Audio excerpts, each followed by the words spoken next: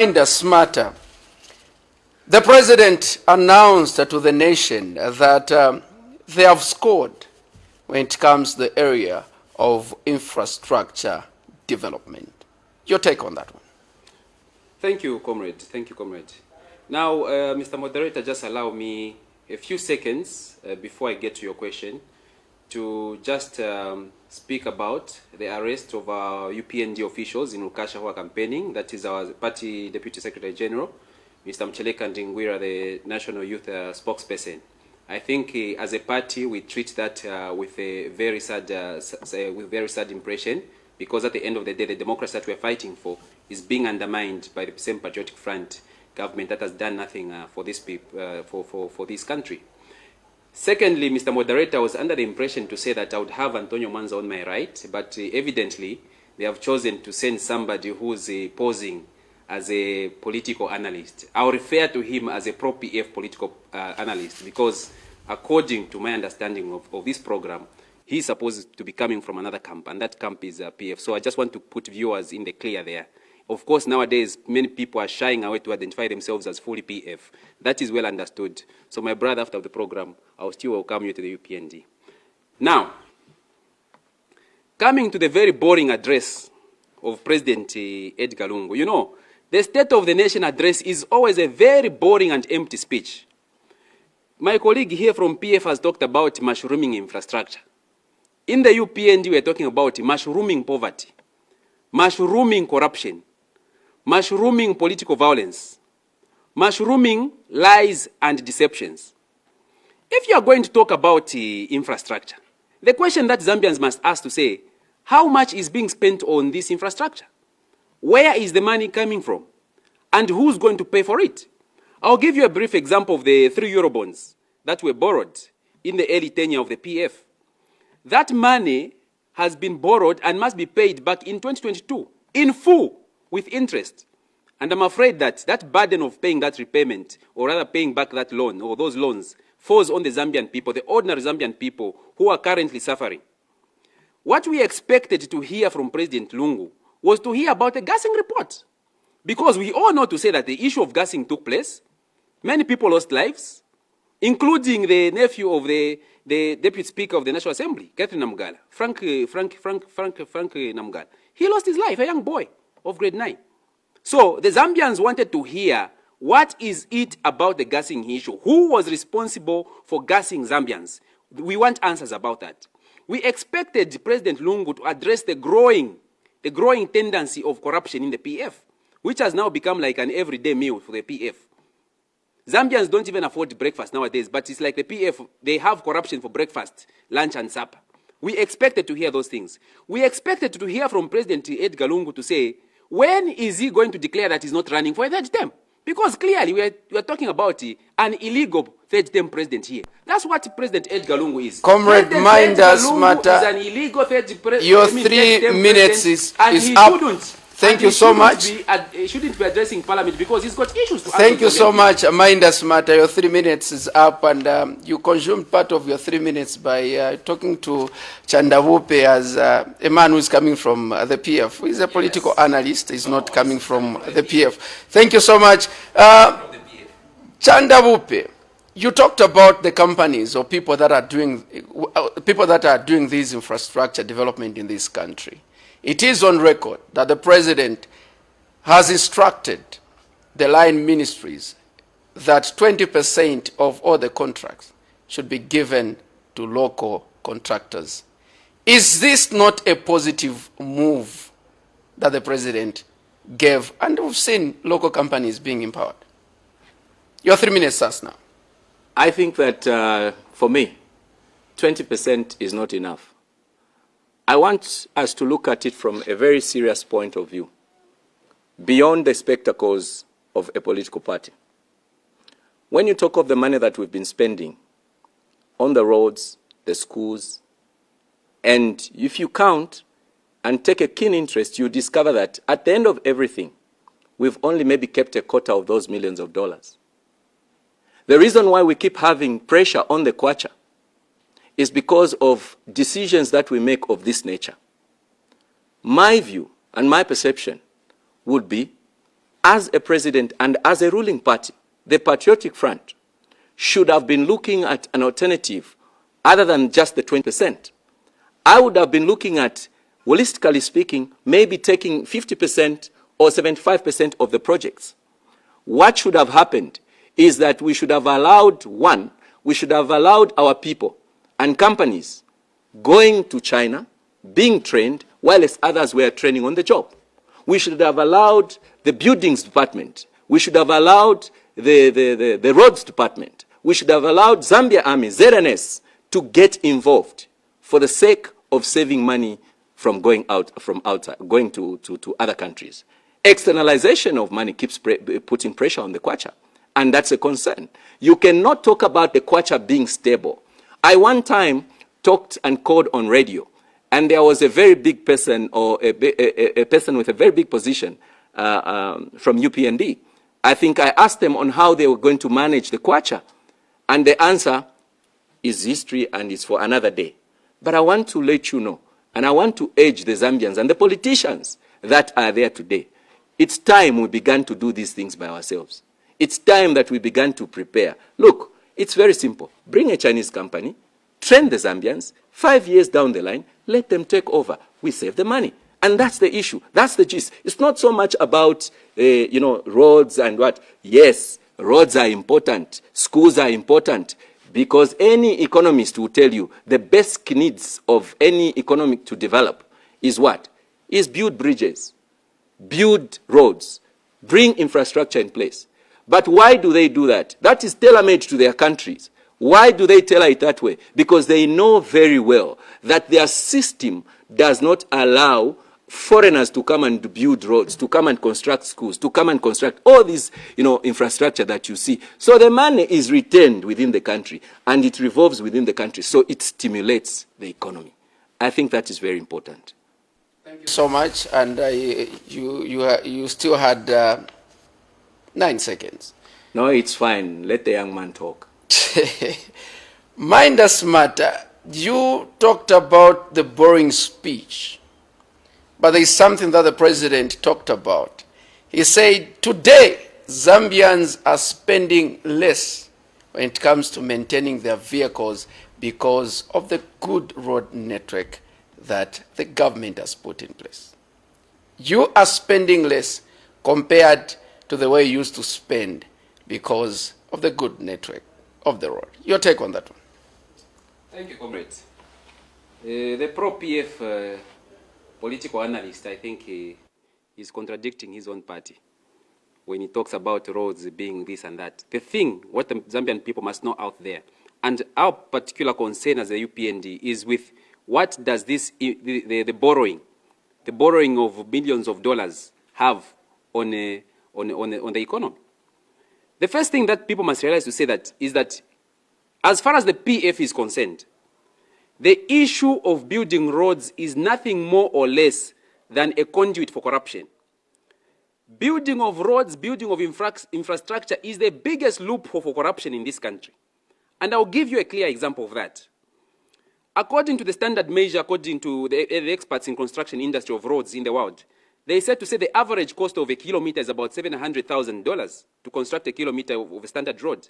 How much does the PF cost? I mean, does a road in Zambia cost? It costs more than $2 million per kilometer. Where does the rest of the money go, the 1.3? It goes in the pocket of the PF. So when he talks about when President Lungu, when boring President Lungu talks about 20% going to Zambians, what he means is that that 20% is going to cadres, PF cadres. They are the only ones who get those contracts. Ordinary Zambians who are not affiliated to the PF do not get that money. It is only the ones who are affiliated, the ones who are good at bootlicking, the chief bootlickers of the president, those are the ones who are getting that 20%. But I also want to say that the issue of road construction must be looked at from a cost-benefit analysis. You cannot continue to borrow money to build roads that do not plow back into the economy, because at the end of the day, those roads have to be maintained. You have seen today in Lusaka, as I was coming on the Haile Selassie road, they are breaking roads. Independence Road, they are breaking it. There isn't even room for expansion. But here comes a government that is saying, no, we want to expand roads. There is no room for expansion. They are simply looking for ways in which to loot the resources of this country. So for us as the UPND, road construction, infrastructure construction is simply a loophole for corruption. And the biggest beneficiary of those contracts are the PF themselves. Ordinary Zambians who are unemployed, ordinary Zambians who have been to school, ordinary Zambians who are trying to make a living in this harsh economy are not going to benefit from that 20%. At the end of the day, it's the PF and their Chinese friends who are going to benefit from those roads. So the Zambian people out there must know to say that as far as infrastructure is concerned, and this is what they love to talk about. Look at that hump they built along Kafio Road. That's just a hump. They put sand and put tarmac over it, and they said we are doing wonderful constructions. I think they should go to South Africa or Brazil or some other countries where there are proper flyover bridges, not the humps that they are constructing, and they are pegging them at a very high prices. That is very ridiculous. The money that is going to roads must be going into education, healthcare, building industries, so that more than 75% of our youths who are unemployed but have graduated can have something to do. That is the purpose of a government. The purpose of government is there to empower its own people, not empower Chinese, not empower bootlickers, not empower PF cadres. That is going to change with the coming of the UPND government, because the UPND government is going to ensure to say that the little resources that we can get from this economy are plowed back into boosting up industry, boosting up electricity, so that at the end of the day, the Baba man there in Chawama, the saloon Thank you, woman there in Comrade Soto, Mainda. have something to do at the end of the day. Your 3 minutes is up. Still on infrastructure, but let's talk about health. The President announced to the nation through Parliament that government, the Patriotic Front government, has constructed a total of 439 health posts and 24 mini hospitals, as well as Chinsali and Kalindawalo hospitals, which are now operational, taking healthcare services closer to the people. Chandavupe, your 3 minutes starts now. It's very interesting. I wish I was Patriotic Front. Then I would really put my young man into a very good perspective and good position. But right now, I cannot speak on Patriotic Front or for Patriotic Front. I speak as an analyst, and that's it. Looking at changing the levels, I think from level 1, level 2 hospitals. You know, I've seen that infrastructure. I think one of the hospitals that I talked about was Chilenje, level 1 hospital. After my father was admitted at Chilenje and how he was treated and what we got from there. Other than that, obviously, we have seen mushrooming clinics here and hospitals in far-flung areas where people didn't have, or people did have challenges to actually, you know, go to hospitals because they had to walk long distances. Obviously, that has been done. You cannot take away that from the Patriotic Front. And as far as I'm concerned, it is very, very difficult for anyone to say MUVI TV has not actually paved way and moved, you know, from where it was, where the fence was, to where it is now, because there's a road there.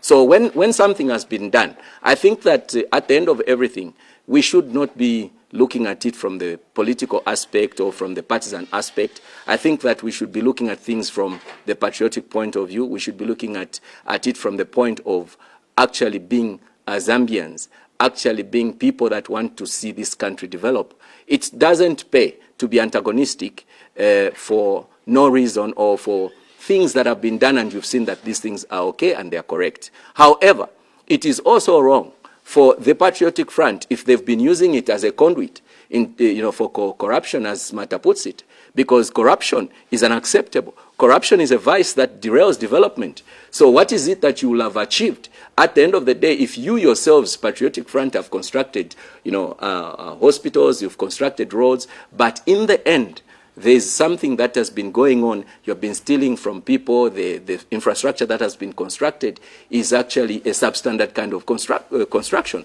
because those are the vices, those are the things that it actually brings. So at the end of everything, it's a vice that is not acceptable by any political party. Bring whoever becomes president 2021, I'll still speak the same. And for your own information, if Gary Nkombo was president at UPND, I would vote even now. So I'm a person that is looking and that looks at things from a very neutral perspective.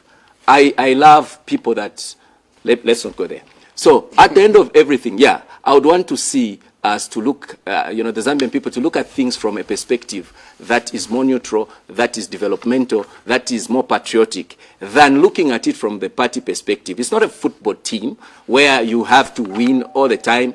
No. Thank you so much, Chanda Wupe. 3 minutes up. Mainda Simataa, 439 health posts, 24 mini hospitals, Chisali General Hospital and Kalindawal now are in operation.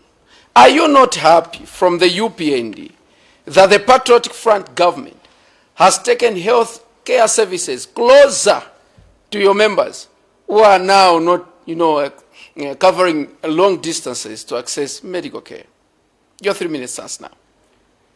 Comrade, there is a saying that statistics don't lie, but it's people who use statistics to lie.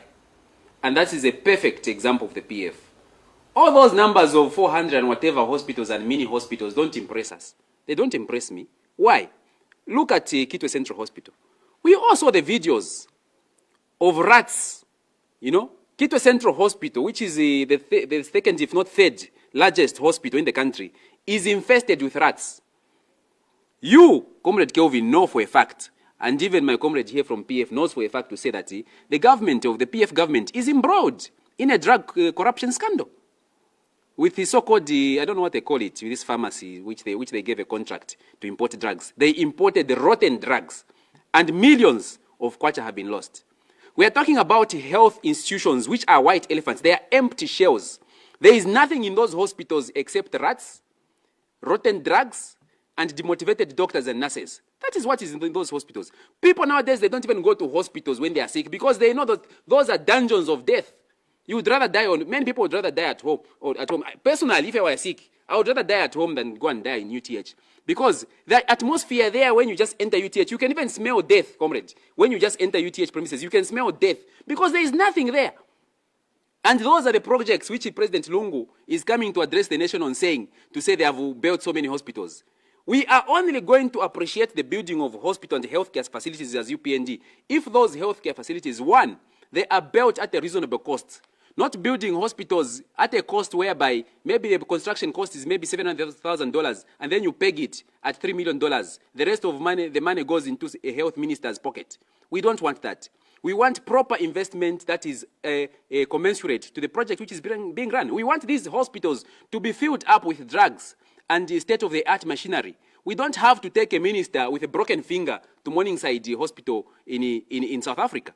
What we want is to have these hospitals filled with trained manpower, motivated manpower. Up to now, I've got a cousin who's a medical doctor on the Okoba belt. He hasn't been paid for 6 months. So what is President Lungu talking about when he talks about health infrastructure and healthcare facilities being improved? I even saw today this so-called media director of theirs, Sande Chanda, boasting about reduced maternal mortality. Has he been to UTH or Kitwe Central Hospital or any of these hospitals, which are white elephants? Has he seen how many people die a day? He should check those and instead of giving false statistics. So all in all, comrade, the issue of health infrastructure, yes, Zambians need it, but under the Patriotic Front, anything that they touch turns into death. Anything that they touch, there's corruption. Whether they touch roads, whether they touch hospitals, whether they touch anything that the Patriotic Front does, there is an issue of corruption. And that is what we are fighting against. Because at the end of the day, corruption is a mass murderer. In case this is when you are joining us, this is the Fearless Debate on your channel of choice, Movie Television, Blunt Talk. I have two guests, Chanda Wupe, political analyst, and Mainda Simataa from the UPND. Gentlemen, moving forward, you've touched the issue of corruption. Now, President Lungu on Friday reaffirmed government's commitment in fighting corruption. Others have argued, and now you have Pro Lumumba, who also is doubting Zambia's commitment in fighting corruption. But the president reaffirmed that whether you are a minister, if you are found wanting, you are on your own, because my government, the Patriotic Front government, is committed in fighting corruption. Chanda Wupe, your assessment on the issue of fighting corruption in this country. Your 3 minutes, Sasna. I think the problem that we've had in this country is the way we've fought corruption. We've fought corruption through social media. We've fought corruption in a very funny way. What we need to understand, for me, yes, there is corruption, and every country has corruption. But the corruption that is in this country today is so structured that year in, year out, you still have it. President in, president out, you still have it. And this is what we need to deal with. The corruption from politicians is there, of course, but it does not amount to what is embedded in these institutions of government. That is what we need to deal with. Just look at the Auditor General's report. You'll agree with me. Look at the Fitch report. You'll agree with me that at the end of the day, it's not so much about the politician. It's about the technocrats. It's about the people that have been charged with the responsibility of running civil service. And these are the people that are taking out our money. At the end of everything, when you look at the report, Auditor General's report, it will tell you, it will show you there's misapplying, there's misapplication, there was no returning of monies that people took or that they were given when they undertook a certain trip.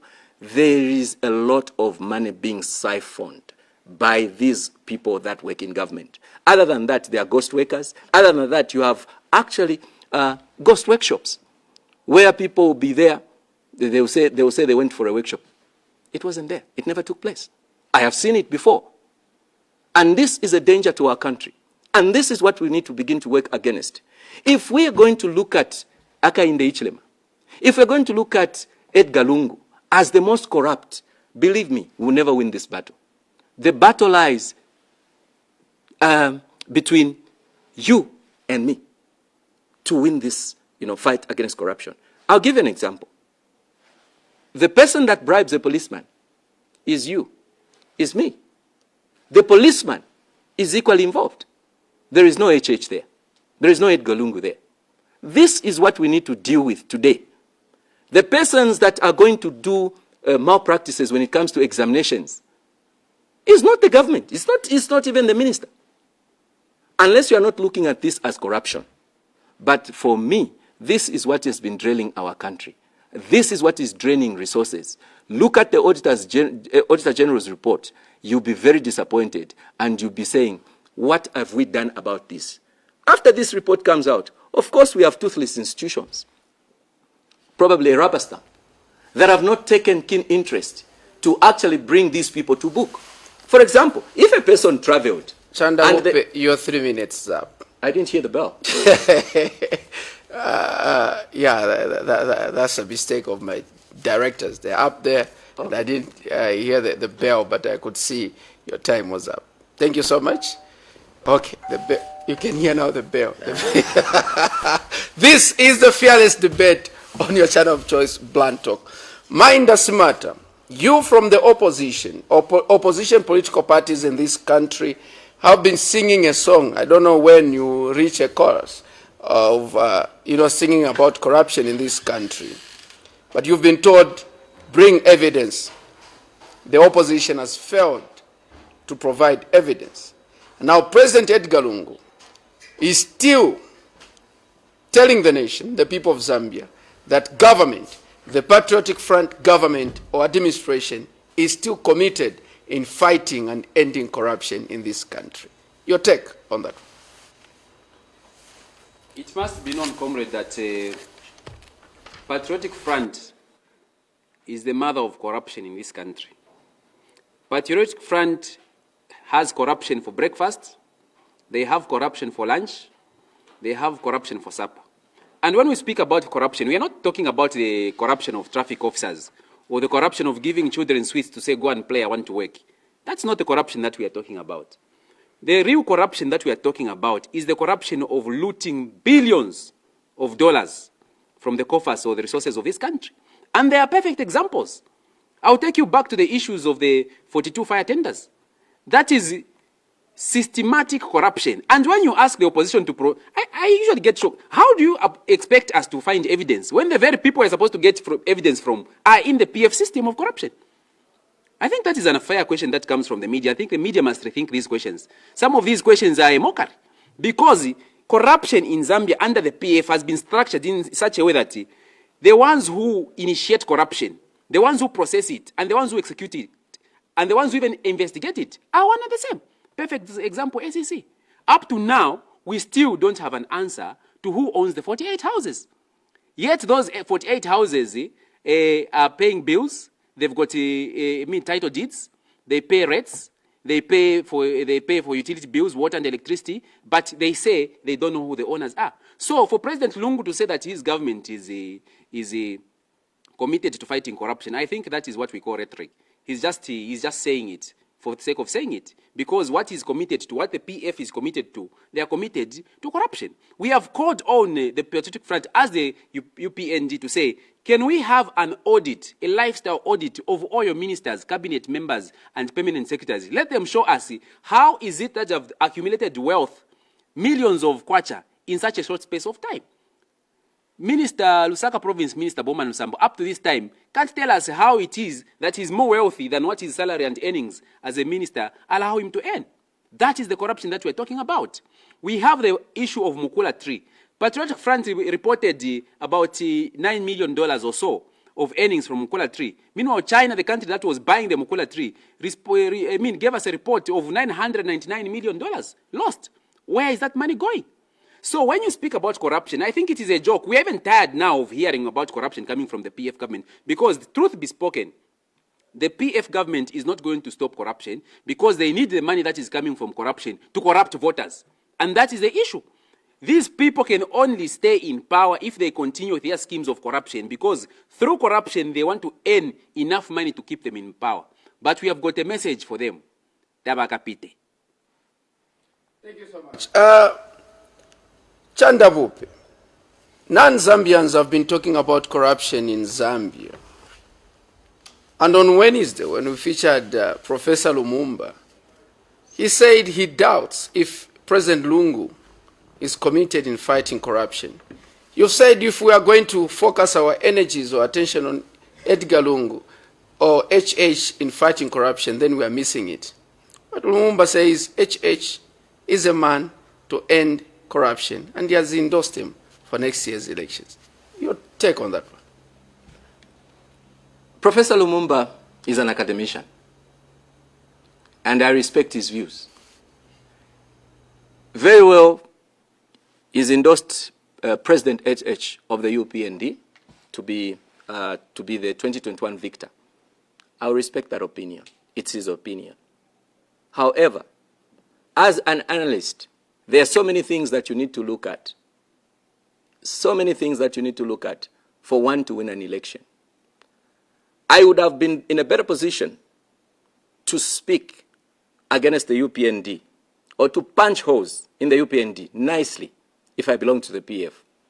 But it's very difficult for me to attack UPND or to speak against HH. I speak as an analyst, so I'll remain so. My brother, the voters of this country are charged with the responsibility of electing a president. Whatever any other person from outside the country says remains but a story.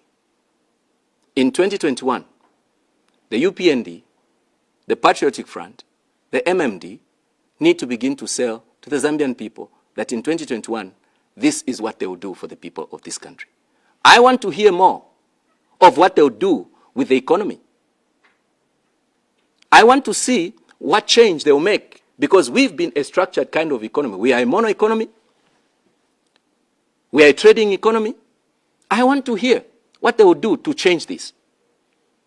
I want to hear what they will tell me to say, when we come into power, this is how we are going to change everything so that at the end of everything, the kwacha can begin to punch back.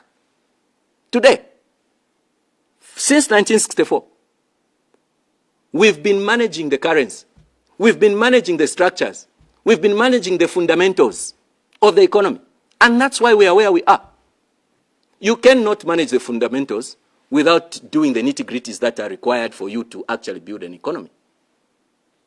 Therefore, because we've not done what we needed to do, any pressure, any shock economic shock that comes on the scene, the Kwacha is in trouble. And it will remain like that. What I see are politicians who are all managers structuring, or managers who manage structures. That's all. I don't want to see a manager managing structures. I want to see a creative thinker. I want to see somebody that's going to tell me something different from what we have had. Not the same story. No. This country deserves better. You tell me, what manifesto, if you've looked at the manifestos of all these various political parties that are there today, tell me which one is so different. Copy and paste. Other than copy and paste, the people that had a different manifesto was the PF, because it was socialist. Thank you so much, Chanda Wupe. Your 3 minutes up. Mainda Simataa, you are saying the Patriotic Front is not committed in fighting corruption because they are corrupt themselves. What are some of your proposals as the opposition? How do you intend to tackle issues of corruption in this country? To begin with, comrade, those that are found wanting, to be found wanting of corruption, must pay the price. And the ultimate price is jail. As a party, we have been very, very committed. And we have said time and again, it's a pity my brother here, the pro-PF analyst, wants to shift the issue, or rather neutralize it, to say we don't have a manifesto, or all the manifestos are the same. They are not the same. We have a manifesto, but if people don't want to read, we can't be blamed for that. What the UPND has suggested, and there are many issues I can talk about, but the first thing that we have to do is to ensure to say that we've got leaders of integrity, leaders of morality and integrity. I'm afraid that in the PF, you can't point to any leader, starting from the president up to the kid that they are at the bottom. None of them have got integrity. None of them have got morality. And in fact, none of them has got the competence to even occupy the offices that they occupy. What competence does Bowman Lusambo have to occupy that office, apart from having been a former, what did he call himself? What did he call himself, Bowman Lusambo? So-called the die-hard PF cadre. Those are the credentials that he has of being a street fighter. And there you put him as a minister. What do you expect to happen? These are the people whereby, day in, day out, if you go to government complex, you see Chinese all over walking into government complex with briefcases, going there to corrupt ministers. What we are saying is that corruption has become endemic within the PF. Quite all right, corruption exists in every society, but there are certain levels of tolerance, intolerance that must exist. Corruption should not be taken as something that is normal. Corruption is not normal. Corruption has got the potential to derail an economy. Corruption has got the potential to cost thousands of lives. I've given you examples of the issues of hospitals. If you don't have people who are motivated and qualified in hospitals, if you don't have the requisite medicine and equipment in hospitals, people die. But unfortunately, that is the way that the PF has taken. You even have the Minister of Information, Doris Leah, coming on to say every country has thieves, to justify, to sanitize corruption. We've got institutions, toothless institutions like the Anti-Corruption Commission. Tell me, what does the Anti-Corruption Commission do? All those are issues. We are going to have a restructuring in terms of these issues, these institutions which are in charge of fighting corruption. They must be made autonomous. Not the day that the director of the ACC Anti-Corruption Commission decides to take the bull by its horns. The next thing we know is Tutu Angulube suing the ACC director.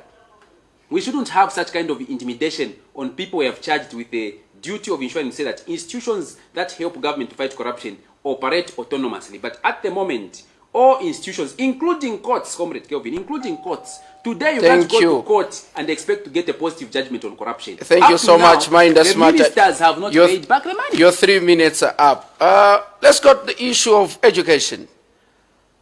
Chanda Wupe, schools or non-examination classes have not been reporting for school. And on Friday, the president announced that non-examination classes or pupils in non-examination classes should go back to school amidst the rising numbers in terms of COVID-19. we are still recording high numbers.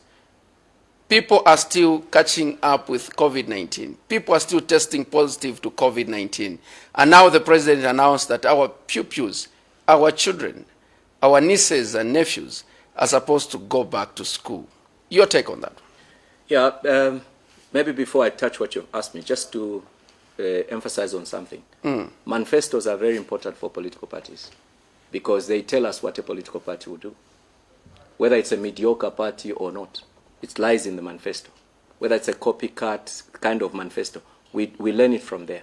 And if you're going to learn to be a good leader, which my young man Simataa must learn, you must not and you must never say, if people don't want to read, then that's their problem. That's a very, very funny attitude for a leader. You need to teach people. You need to explain to people. Some people have never been to school. And you need to explain and sell your manifesto. So if you have that attitude, then you're not cut out for leadership. Thank you. Now, coming to your question, I think for me, I've been very concerned. I don't know whether you've jumped on a bus during COVID. Yeah, even the today. carelessness that you get in the buses, the carelessness that you get, you know, to certain places when you go there, public places, scares me. So what guarantee do we have that when these schools have opened, you know, the government and the people that have been charged with the responsibility of making sure and ensuring that we adhere to these, you know, conditions or things that the Ministry of Health, you know, have put in place, will manage and will give it to us the way, will manage it and give it to us the way it's supposed to be. I'm so scared because at the end of the day, young people, non-examination classes, probably could be taking it that it's not that serious. When you go on a bus, people will tell you it's not there. The attitude is until you begin to lose people. I don't want to mention names here. When we lost somebody that was an MD somewhere because of COVID. One of my friends, who was a member of parliament, died. So these are serious. And for me, when the numbers are going up and then we reopen full-fledged, I'm a bit skeptical. I'm uncomfortable. But the question people, of course, have been asking is, are we going to remain closed forever? What if it doesn't end? According to the UN report and all those things. I am uncomfortable with reopening all the classes. I should have taken time, if I was the president, to allow just to see how this thing goes in terms of the numbers. That's what I should have done. Mainda Simataa, we are told that COVID-19 is here to stay and we don't know when it shall go, just like other pandemics. And now, different stakeholders, teacher unions have been asking the president to allow non-examination classes to reopen. And on Friday, President Lungu announced that non-examination classes, pupils should go back to school. As a member of the UPND, is this the right decision that the president made to reopen schools and allow non-examination classes to go back to school? The president and his ministers have made enough money from COVID. And now that they have made enough money, they can now consider opening schools so that private school teachers who've been employed for over 6 months, so that schools that have literally, they don't even have tissue can open. Schools that don't even have any preventive measures to fight COVID, they can open.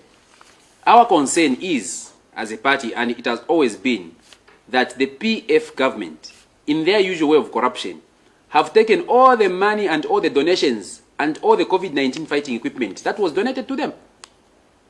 And they have pocketed it, and at the end of the day, they have declared to say schools should open. But the question we should ask is, what do these schools have, especially private schools that rely on income from school fees being paid by pupils? What do they have for them to ensure to say that they put measures to ensure that there should be no spread of COVID in these schools? That is the question that we should be asking. The question that we should be asking is that, has government put in any economic or social stimulus package to ensure to say that those teachers who have been absent from school for more than 6 months can go on to school and continue to work and be supported financially? Those are the questions we should be asking. Yes, we need schools to open because people cannot stay out of school forever. yourself, you have said to say that this is a pandemic that could go on forever.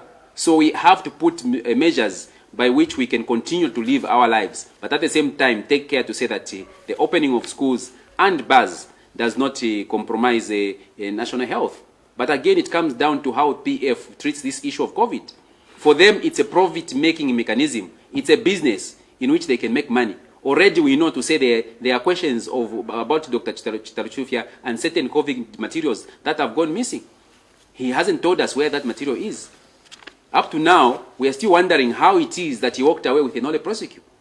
So when you have situations like this where you have people who are in charge of national healthcare systems pocketing and misappropriating funds and equipment that are given to them, you wonder to say if this government really treats this COVID as real. And that's why Zambians have taken a very apathetic attitude towards the COVID, because they have seen to say that the political leaders who are preaching COVID day in and day out are themselves very careless.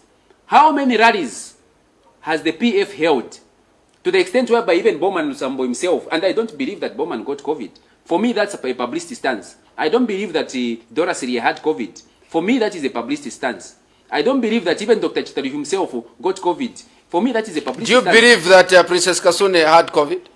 Well, I can't answer that one. I'm talking about the PF. Okay. I can't answer that one. I'm talking about the PF. For me, COVID in the PF is nothing more than a publicity stance, so that donors can say, oh, wait a minute, ministers in Zambia are getting COVID. Your 3 minutes donate up. some more. So this is corruption again. Thank you, Mainda. Your COVID. 3 minutes is up. Chandabupe, again on Friday, the president announced a partial reopening of bars, nightclubs and taverns. And we've been told that bars, nightclubs and taverns do contribute to the treasury or to our economy. And I remember when we had cholera, bars and nightclubs were left to operate. Your take on that one? Yes, they contribute to the treasury. Yes, bars, nightclubs employ people. True. But the risks when it comes to COVID are very high. When you are drunk, intoxicated, your judgment is impaired. That's the truth. So I tend to wonder how a person who's drunk, the way we speak, ngati mwakolewa so, na mate achoka. Wasasa control branch. So for me, yes, that is a very important, aspect in terms of the economy and all. And the owners, the owners of those bars wanted to protest. They've been hit below the belt. They've not had business for months. The question is, what has the government put in place as a measure to help reduce and to help, these bar attendants and the owners of these bars not to actually help exacerbate the situation? That is what is key. I think for me, at the end of everything, the government needs to ensure that these bars, the bar owners, the bar attendants, are following what they've put, down, or what they've laid down as, instructions for us to reduce the COVID-19 spread. I think that is what is key. If they can't, then as far as I'm concerned, life is more important. People can drink from homes. We can always put back and say, look, guys, we can't allow you to go and drink publicly like that and mingle and, have fun like that. So at the end of everything, we will tell you, go back home. Go and drink from home. I think that would be necessary, if at all we are not following the laid down procedures that we need to follow. Mainda, the partial reopening of bars, nightclubs and taverns, Friday, Saturday and Sunday. Others are saying this is the welcome move. Others are saying no, you could have just allowed them to be opening. And mind you, they're opening from 18 to 23. Your take on that one? Are you happy with the partial reopening, 3 days, Friday, Saturday and Sunday, and only 18 to 23? Is the PF going to feed bar owners and their families? That's the question we should ask. If you are going to limit the business of bar owners, workers who work for these bars and their families, if you are going to limit them to 3 days and a few hours a day, are you going to feed those families? That is the question. And we've been advocating since the COVID pandemic began, or rather from the time the PF began to make profit out of it. We've been saying all the people who have been affected business-wise from the COVID-19, whether it's closing down their businesses or whatever, must be compensated. And we have given credible examples of Kenya and South Africa and other countries that have paid people who are out of work, who are out of employment. Now, I'll give you a perfect example. Why should bars be open partially, just 3 days in a week and for a few hours? Why? Comrade Kelvin, have you ever heard of Chicago's and Capone's? You know Chicago's and Capone's at this mall which is near Unza, whatever they call it. It is open 24/7. Even on Sunday, it is open. Isn't that, and people drinking and dancing and whatever they do that side. Eh? They are there drinking, dancing, to quote the Mausampa. And he was there himself, the mayor. The suspended mayor, sorry, pardon me. The suspended PF mayor was there. He's always drinking and dancing there. So for us, I think there should not be selective justice when it comes to opening of bars. If you are going to say, if Chicago's or Sarova is going to open 24/7, 365, then let all the bars open. Because that is the justice that we want to see. But if you are going to say, no, bars in Chawama will only be open for 3 days, then Chicago's and Capone's can be open for 7 days a week. We wonder, is it because that is where the PF members and ministers and all these people go to have fun, that they are going to keep them open, and those of us who go to taverns can just go for 3 days in a week? At the end of the day, these are the people who are economically hit below the belt. They're the majority who are suffering. Why is it that they're not being compensated, but they're expected to make a living from 3 days? At the end of the day, a person has to eat and pay rent from 1 to 30. So bars and whatever businesses they're doing must also be open 1 to 30, unless the PF has a plan of compensating these people. So for us, what we want in terms of opening of bars, if the bars are going to be opened, let them be open, but follow the so-called guidelines, which the PF themselves do not follow when they are dancing at Chicago's and Capone's. This is discrimination of the highest order, and we detest it as the UPND. If the law is going to be applied on COVID-19, let it be applied impartially and not applied selectively. That is our position. Thank you so much. Chandabupe, as I know that time is not with us, but I want you to touch on this one. On the issue of violence and campaigns, the President mentioned that come 2021 is looking forward to have issue-based campaigns. Do you think the ruling party and the opposition have what it takes to offer or to conduct themselves in issue-based campaigns? They should have had, but they don't have. The problem is we focus on trivialities. Let's focus on selling our political parties. I'll give you a very simple example. Simataa here had a very big opportunity to sell his political party on how they are going to transform and change things. But 3/4 of the time, he has spent on what?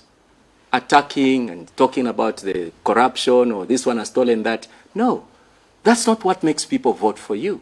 What makes people vote for you? This is free advice. What makes people vote for you? Listen to me. What makes people vote for you is selling your political party. So in terms of violence, I want to assure you that they should have had, you know, the caliber, they should have had the power or the mandate to manage. Thank you so much, Chandabupe. Mainda Simataa, come next year, 2021, President Edgar Lungu is looking forward to issue-based campaigns. Do you have what it takes? President Lungu must be looking forward to leaving State House and facing trials on corruption. That's what he should be looking forward to. And the PF, I've said in this studio on Breakfast with the Boys, I've told you to say that the Patriotic Front, when you talk about violence, you should not even be mentioning UPND. There is no violence whatsoever in UPND. We are the victims of violence, and Patriotic Front is a terrorist organization. They're the biggest perpetrators of violence. As I'm speaking today, there is violence in Lukasha, there is violence in Mwasabombo. Who's perpetrating it? It's the same cadres that have been sent from Intercity and from City Market, PF cadres, to go and cause commotion that Which side. is unacceptable. So, what we are saying is that political violence should not have a place in Zambia, but unfortunately, it has a place in this country. And I want to say this, that as an aspiring councillor for Kamwala Ward 5, I've noticed that some of the roads have been named after some first ladies. And I'm very, very disappointed, and I object to one of the roads being named Esther Lungu Road. Because in my mind, we should Thank you honor so much. people who have died. Thank like you so Lawrence much, Banda. Mainda Simataa. People who died at the hands Thank of you, thank you, thank you. scandals. Time that is street not with is us. going to be renamed from We have to go, Mainda. Lawrence Banda, who was killed by the We have to go. Many thanks to Mainda Simataa from the UPND, who is Kabwata Information and Publicity Secretary from the UPND.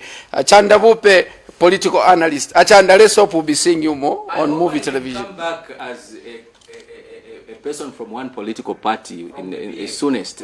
Wishing you all the best. This has been Blunt Talk, the fearless debate on behalf of Mavuto Piri, Sadlisi Nkonjera, Mvula, as well as Obvious Kapunda. My name is Kelvin Tabula, Chief Folk of the diesel propelled machine. Good night.